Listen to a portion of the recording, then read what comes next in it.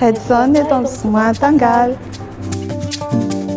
Ny Red Zone zany dia orinasa efa niforona tamin'ny taona 17 tany dia ny service tena hoe nahafantarana anay dia amin'ny resaka hoe location na bureau no voalohany indrindra dia ankoatran'izay ihany koa zay manao resaka location na salle de réunion, salle fivoriana zany. Ankoatran'izay ihany koa zay manao resaka service aux entreprises izany hoe manampy ny olona amin'ny resaka création d'entreprise sy domiciliation ana entreprise ihany koa dia ankoatran'izay koa zay mivarotra mobilier de bureau, misy mobilier de bureau sur mesure dia misy ny mobilier préfabriqué dia ny service-nay farany ihany koa dia manao resaka agence immobilière zay ho an'izay mitady trano. Ny tanjon'ny Red Zone zany dia voalohany indrindra aloha hitoetra ho leader ny resaka coworking eto Madagasikara dia ankoatran'izay ihany koa hanolotra ny tsara indrindra foana hatrany ho an'ny service aux entreprises.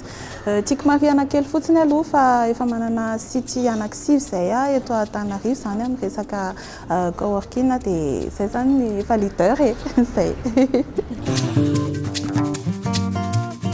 Ny équipe commerciale anay zany dia eo Ampandrana no afaka mandray anareo, eo ampitany station Total Bel Air dia ao daholo ny équipe commerciale rehetrarehetra vonona hatrany handray anareo. Raha ohatra fotsiny eo amin'ilay resaka ohatra hoe hanao visite na mobilier de bureau nareo dia indray ny showroom anay eo Ambanidia.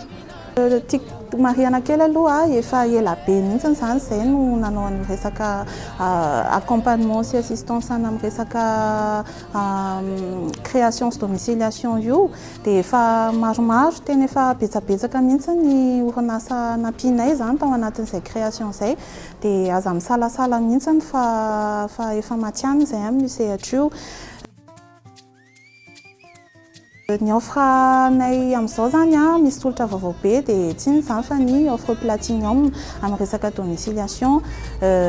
Izy io ny tena marina zany siège en domiciliation ny anay eo Antsakaviro foana hatramin'izay fa nanitatra zany zay dia ny domiciliation anay zany lasa misy koa siège any Ivandry izay toerana eo amin'ny sehatry ny business sy ny resaka affaire zany tena tsara be zany ny toerana iny dia eo zany no nanaovanay siège vaovao be ho an'ny resaka domiciliation. Ie, raha ohatra zany ka hoe hanjifa ny tolotra ny Red Zone nareo dia afaka mandefa mail aminay nareo amin'ny contact@redzone.mg na ihany koa miantso anay amin'ny 032 71 555 42 dia misy page Facebook ihany koa zay Red Zone Coworking Madagascar dia afaka mandefa hafatra miafinao nareo dia voalinay. Ny partenariat iarahan'ny Red Zone sy Tangalamento zany dia ny Soamantangaly. Makasitraka antsika rehetra naharitra ny fandarana hatramin'ny farany dia misaorana be dia be mitafitafo any Tangalamento nanasanay tato anatin'ity fandaharana Soamantangaly ity. Mametraka ny mandra-piona antsika rehetra dia vony izay andrianareo hatrany ao amin'ny Red Zone. Soamantangaly, Ranty, Zara, ato amin'ny librairie. Mano Chutate.